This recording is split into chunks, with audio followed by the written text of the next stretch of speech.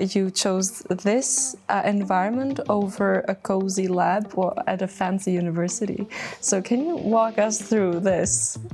And during the whole PhD, the only thing I was saying to everyone was, hey, I will never go to Antarctica. I just don't get it. I don't want to freeze to death. And so we will just start dying.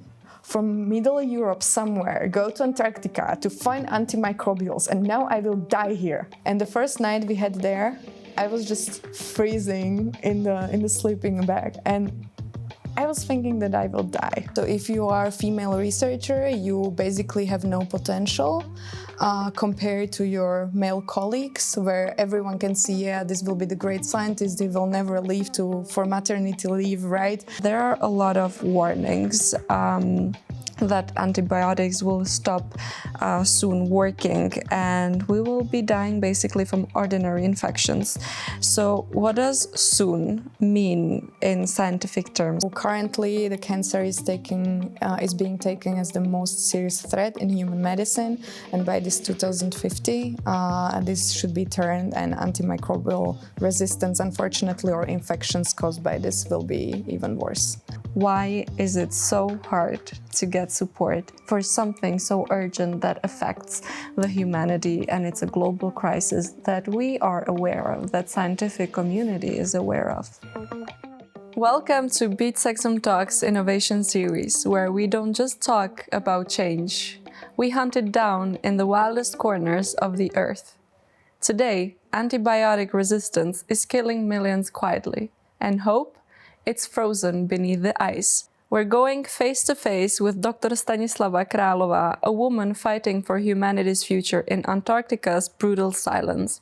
Her journey combines the harshness of Antarctica with the hope for a healthier future, and we will get a rare first-hand glimpse into what it means to fight for scientific discovery in the most extreme conditions. So let's not waste time, let's get cold.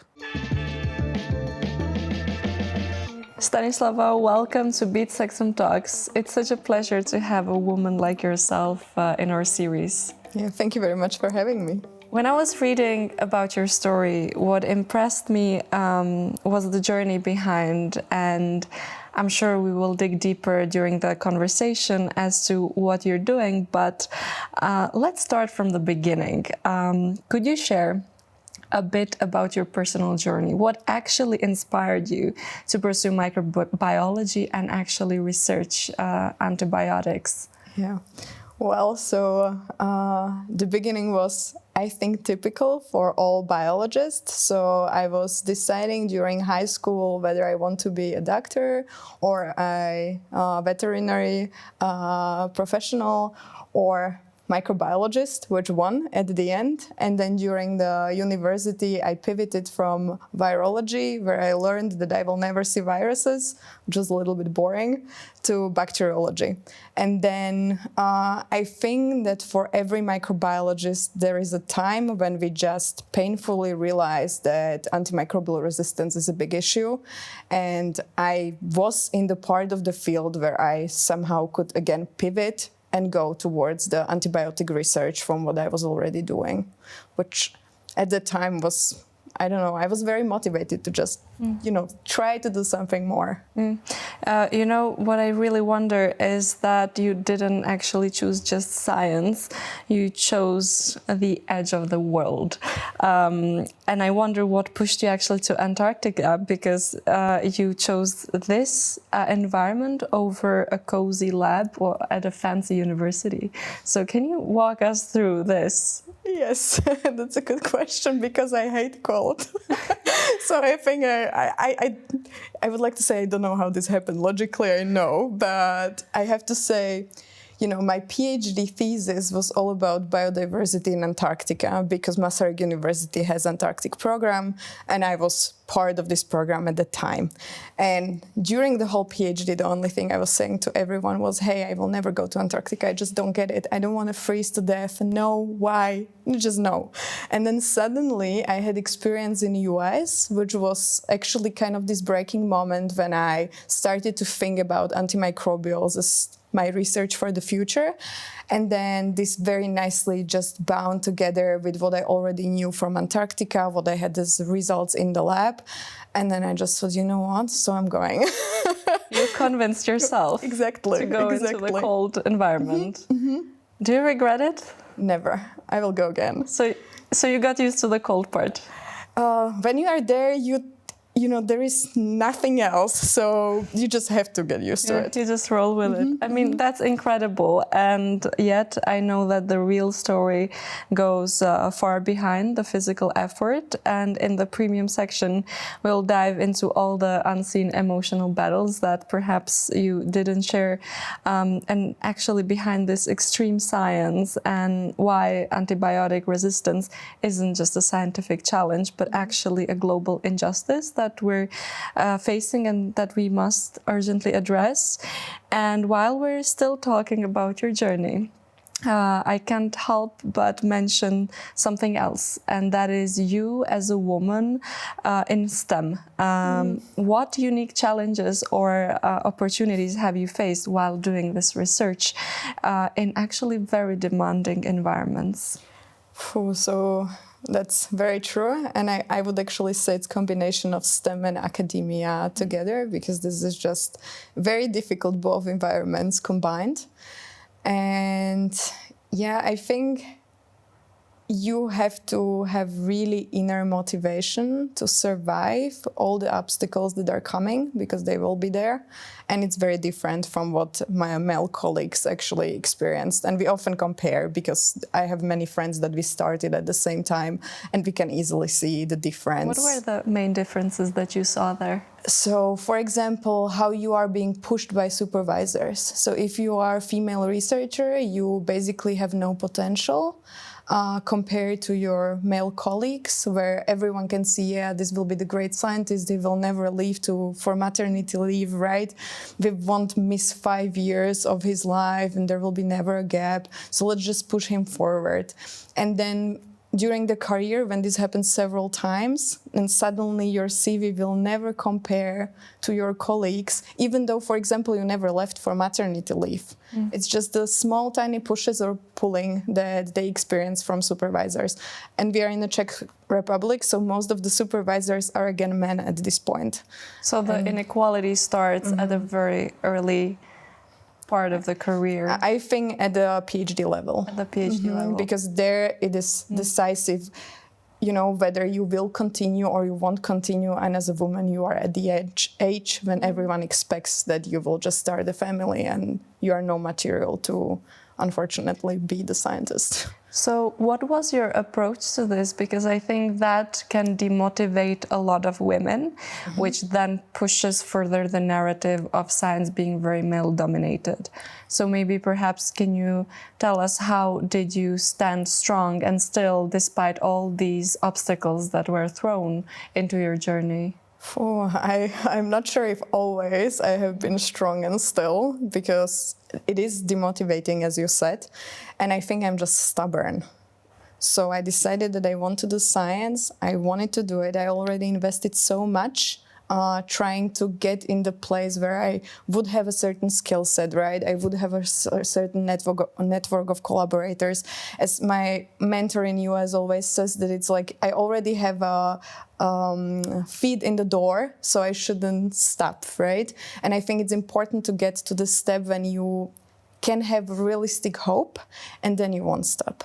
But unless this is not possible, then I can really see it when I again compare to my friends that left science just because it was too difficult. And especially, and this is true, if you have a family, it doesn't worth it anymore. It's just, why would you go the extra mile, extra hours? And at the end of the day, we do a job of 2 people in one, if not more. And this, I think, then you have different priorities, and it's actually healthy to have different priorities. Absolutely. So being stubborn. It's being stubborn. Yeah. And it makes a lot of sense. And I'm happy that you kept that stubbornness, because that actually led you to focus more on the science of antibiotic discovery. And that's also what I would like us to focus on and dig deeper, because I feel like there's this knowledge about the resistance, but not so much. So can you break it down for us? If we lose antibiotics, what does the collapse look like? Can you give it to us straight? Yes, absolutely. So we will just start dying. That's the easiest answer. And I think now no one really understands how much we use antibiotics. So it's not only I'm sick, I'm going to the doctor, I get prescription, but it's also things like I'm going to surgery and I need to have these antibiotics as a preventative matter. And you can't. So the surgery will happen, but you will die. This is inevitable because you will get infection, right? And I think these little things that if you don't have experience with it, then you cannot know what won't work suddenly. And this is a problem, right? And for example, the same thing, we have a lot of women that do have certain microbiota that, for example, cannot be passed on to a newborn child. And this again is solved with antibiotics prior to labor.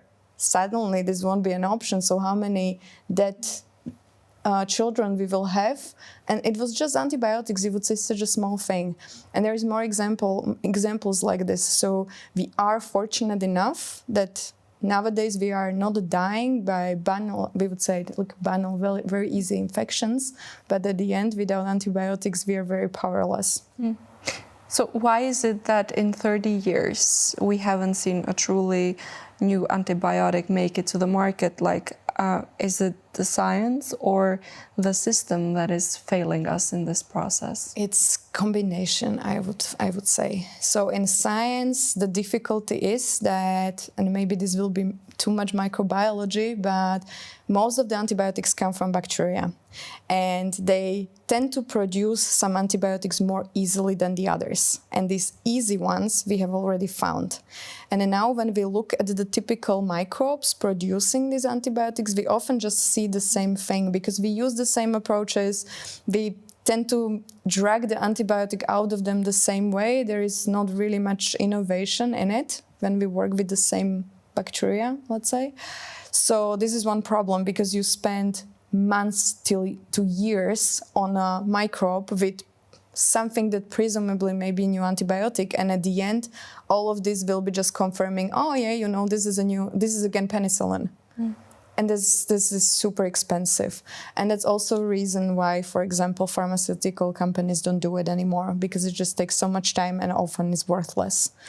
And then, of course, the other side of the story is when we already have a compound that could be a new antibiotic, it falls out of the pipeline. We call it actually leaky pipeline when it comes to antibiotics, because we find some, and as soon as there is clinical trials coming, they are too toxic, or they simply have some side effects, or pharmacological properties are not what we would like to see, or they just don't pass tests simply.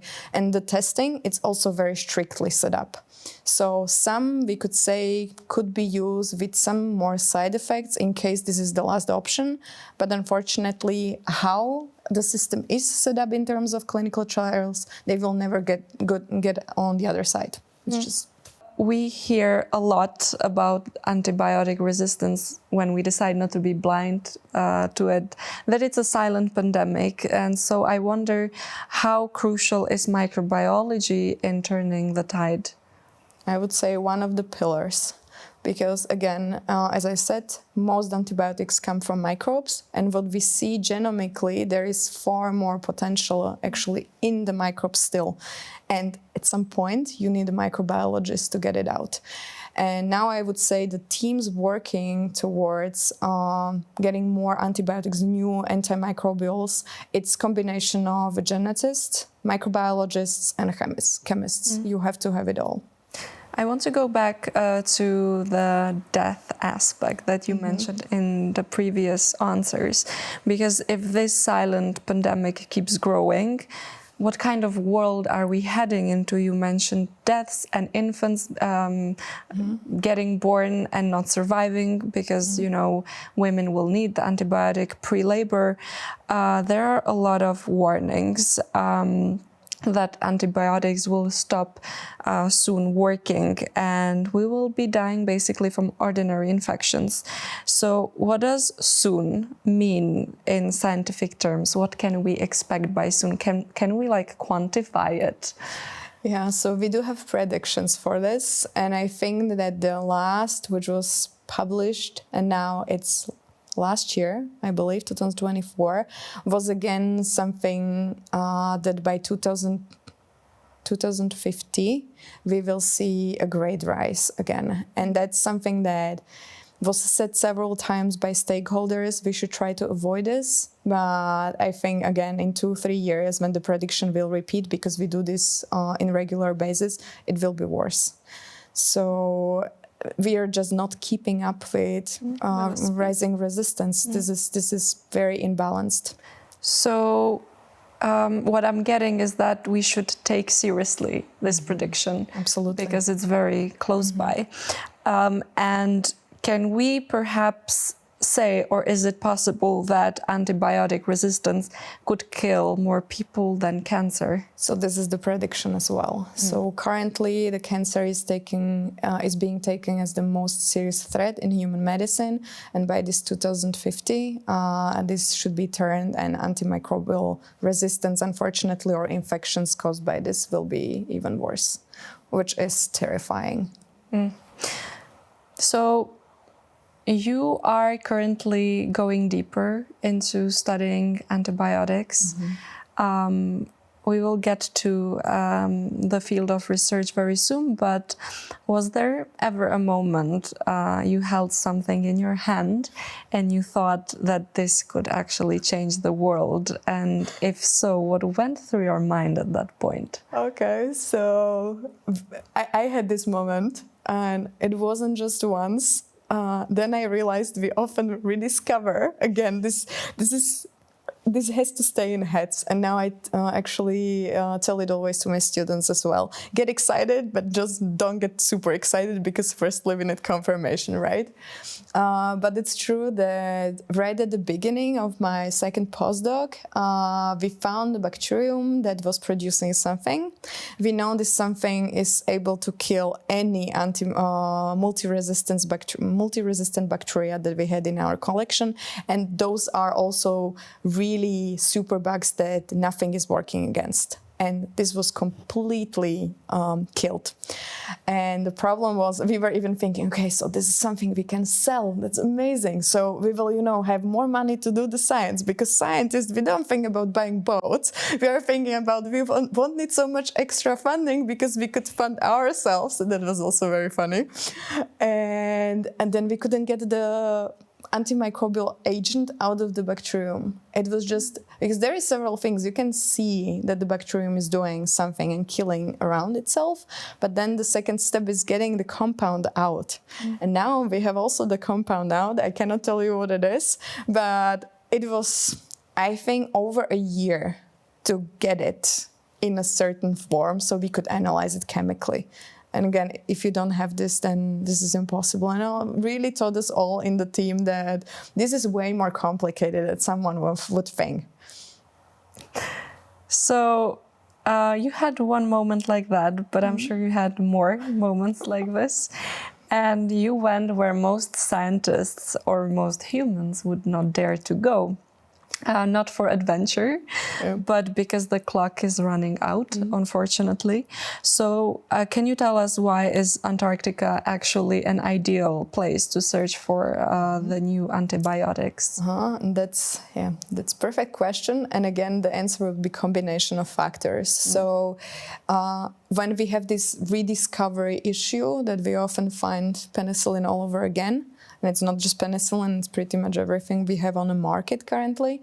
What the ideal thing what we should do is to look either via genomic, try to find a blueprint for antibiotics, when I said it easily, and try to again find the compound or make the bacterium to produce it. This is one way. The other way is that you will work with bacteria that no one ever worked with, and ideally from environments that are very extreme in conditions.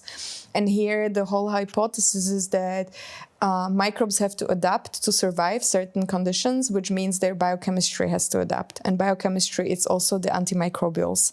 And Antarctica is the most extreme environment we have, and it's also endemic.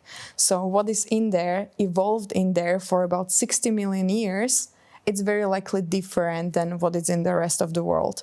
And from what we see actually from our data, there are some compounds that are harbored in bacteria that actually are widespread around the world. So they're very necessary, likely for survival. It could be, for example, geosmin. It's compound in some, and it doesn't matter if you go to Arctic, Czech Republic, very likely you will find bacteria having it. And then you go to Antarctica and some set of this compound, it's just there. It's never in the world that you could find it, never else. So it's a very unique place that... Exactly. Is it promising that we're digging deeper into Antarctica to find the new antibiotics? Do you believe that this could be actually the answer to the global crisis? I think it's one of the answers. It's definitely more. So Antarctica is a very specific place, right? But then, for example, very thrilling research is looking in microbial communities where the microbes have to create more molecules if they're living as symbionts, for example, to keep a balance between organisms. And this is also very excellent. And I think quite a lot it's hidden in there in terms of, again, unknown chemistry. So what chance do you give Antarctica? In percentage, I would like to say 100. So, look, for example, from, again, my research in the past 3 years, we were able to find a new molecule. We were able to purify this new molecule, and it's effective against drug-resistant yeasts. Unfortunately, at this point as we have it, it's definitely not something that would go to preclinical trials because the concentration we have to use, it would be very likely toxic. So now we have another research on the top of it where we just play with this one molecule, and from the raw state that we get from bacteria, we are just trying to, let's say, make it better, make it more effective, less toxic. And I think this in 3 years, this is an excellent result as well. And there is quite a lot that it's still in a process somewhere, but this was really from the bacterium from Antarctica, the very beginning, till the molecule that we held in our hands. And that's something.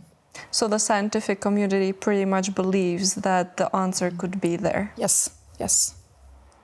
I like to think about the other side as well, because we do have this optimistic vision here, but what happens if Antarctica doesn't give us what we want from it? Well, then I hope that some other teams will be successful. So there is many people trying different things. And I think it's, again, about combination and also talking to each other. So one thing I can say is that this natural product field, which, again, it's microbiologists, chemists, it's bioinformaticians even, we communicate a lot and we support each other, which is fascinating because at the end, we hope that some of us will find a product that will go to the market. And you would say that we should compete, right? Who will be the first and who can sell the product? No one is thinking like this. And everyone's just thinking we need more antimicrobials and let's just put the heads together and be more brilliant if we have more brains. And then you combine.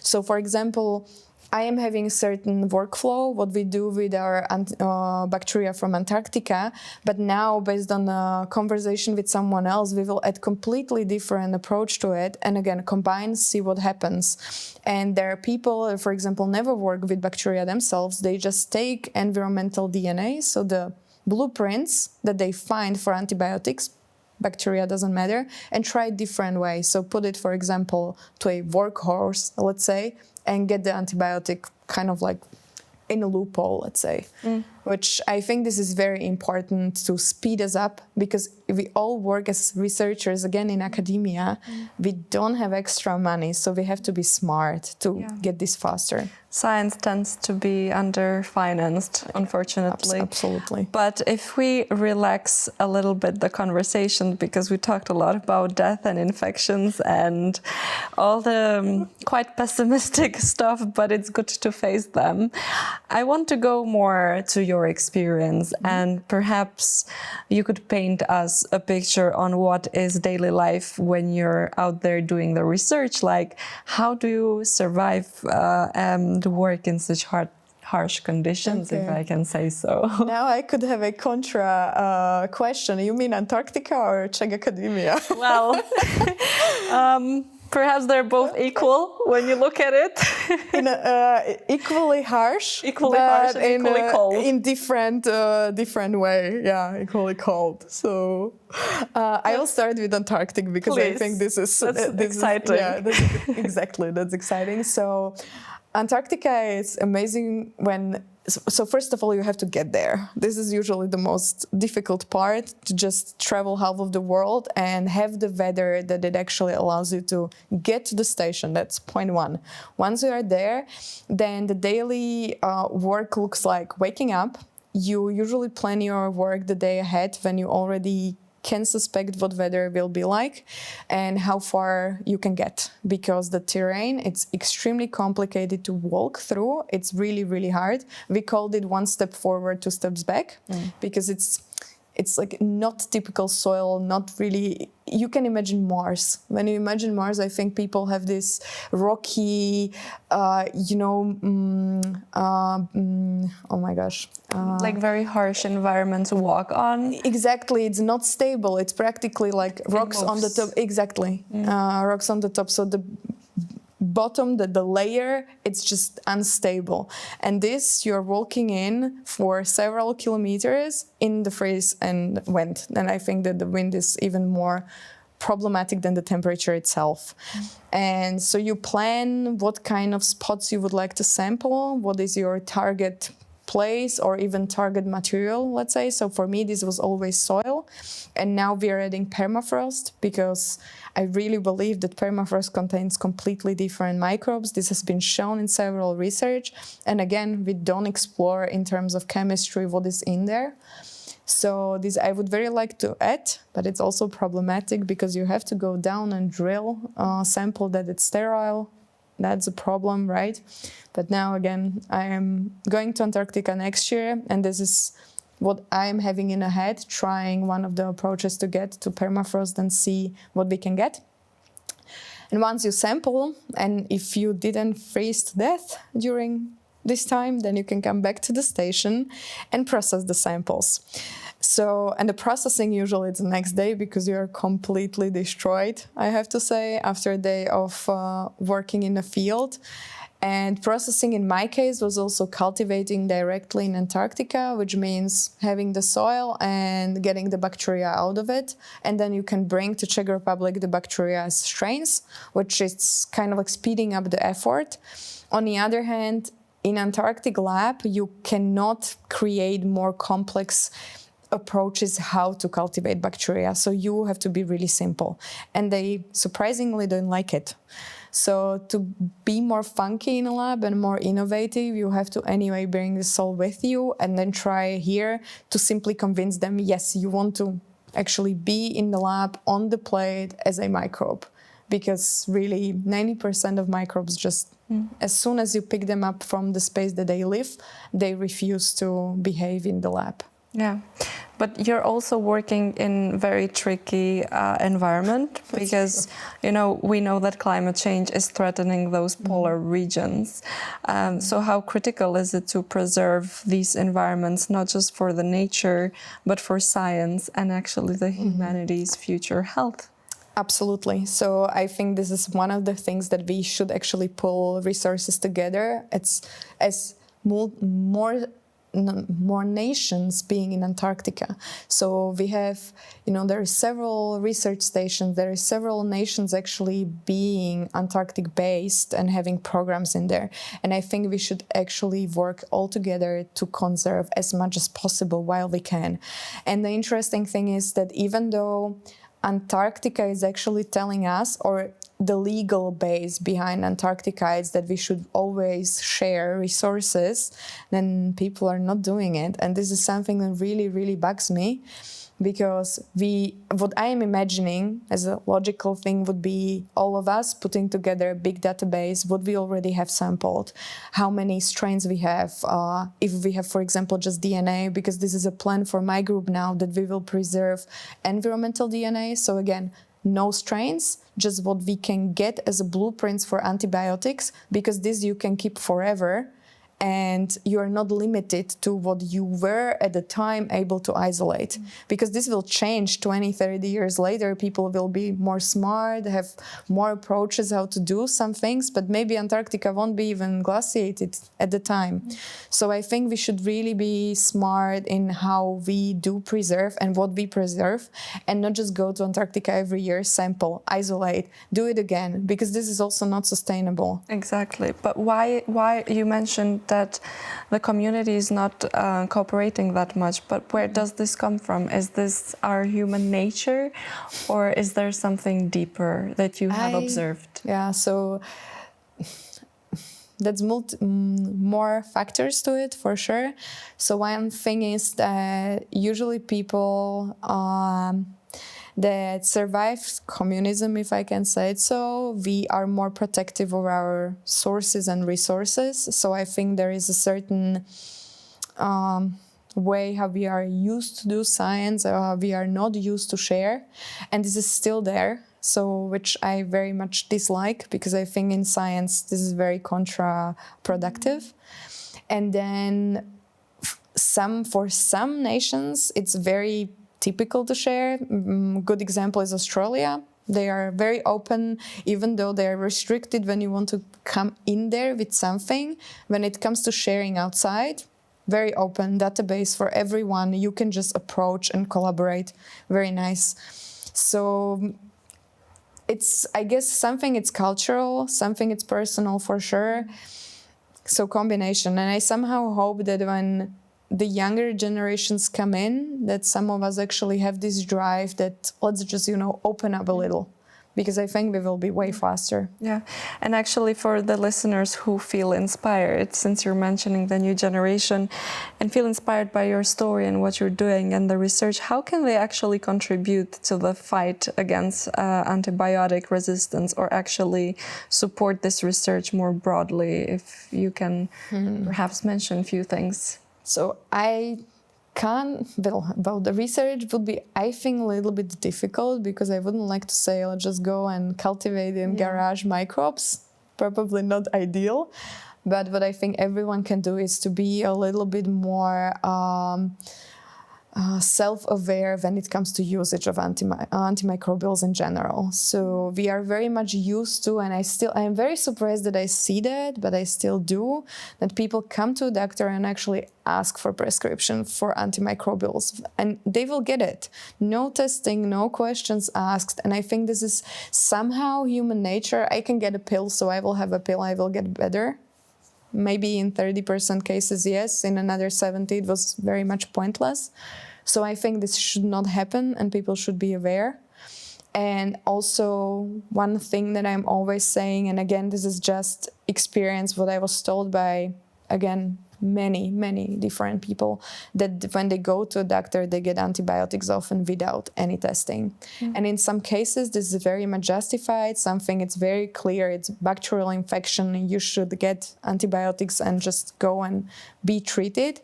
But in some cases, it's very unjustified. And this is I don't like to see. So do you think in Czech Republic it's easy to get antibiotics? I still think so, yes. And Czech Republic even more so. Yeah. I mean, when you look at the States, it's even worse there. Oh my God, yes. Or in my case, I come from Kosovo. My parents are from Kosovo. If you go, even your local doctor, if you just give no reason whatsoever and you just tell them that you need antibiotics, they will prescribe it for you. Yeah. So I think I like the suggestion of being self-aware, because if we educate the society more, then we can stop perhaps, jugging these antibiotics in our body system, because we don't need them all the time. Yeah, nope. When it's not an infection and some other medical issues. But I think that's a great suggestion. If we go back to women in science, because we have digged a little bit in the beginning about the sexistic approaches that you have faced, is there something that needs to change in how we support women in science, and especially those who pursue, tough and unconventional research paths, which you actually have?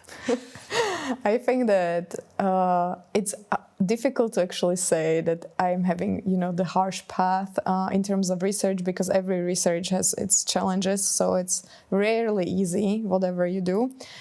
In general, we should really change our approach, how we support women. And I was in the US, I was in Austria now for 3 years, and the approach is very different. So just an example from US, for example, you are always at the table when decisions are made. Never happened to me here. It is just, here it is, take it or leave, and that's it. So very interesting example. And when I was in the US, I was way younger, and you already have a voice, which is very important, I think. And then in Austria, so what the universities are doing, they do have support system. It's kind of like a mentoring systems for female researchers. And as soon as you are at the postdoc level and you would like to continue in academia, you can sign up for it. It's for 2 years. It's fully covered by the university. And every year they choose 24 scientists. It's 12 from social sciences, 12 from STEM. And I think this is very important because it's a combination of being mentored by some scientist who is already high level, and we all actually ask to have a female mentor. So we would have someone who can understand the struggle, which is very nice. And then you are also having a soft skills training. So for example, negotiation. No one ever taught me anything about negotiation here. And then you suddenly have to negotiate with someone who is older, who is a professor, who is very likely. It does make a difference. And if you don't have any background, then how can you survive, and how can you, let's say, win? In negotiations, it's not about winning, right? It's about gaining something on both sides, but you just don't stand a chance. So this, I think it's very important that they train this is a hardcore training. So in here, nothing like this. We are very nicely talking about supporting women. This you can hear. If you would look at strategic plans of different universities, gender balance is in there, supporting is in there, but I don't see the implementation. And this, I think, we should really be more specific about and just try. And it will be not easy. So, again, we will come back down to the funding, for example, how we fund something like this. But the budget has to just be found. When we have budget for a party, then very likely we can come up with a budget for supportive system for female researchers. And this was the free part of our interview. But what if we told you the future of medicine might already exist, buried in the ice, but the race against time, funding, and inequality may stop it from ever reaching us? In this 15-minute deep dive, we go where a few interviews dare, into the silent crisis, the psychological toll, and what the unfiltered truth of what it means to fight for the future of life itself is. From Middle Europe somewhere, go to Antarctica to find antimicrobials, and now I will die here. And the first night we had there, I was just freezing in the sleeping bag, and I was thinking that I will die. Why is it so hard to get support for something so urgent that affects the humanity, and it's a global crisis that we are aware of, that scientific community is aware of?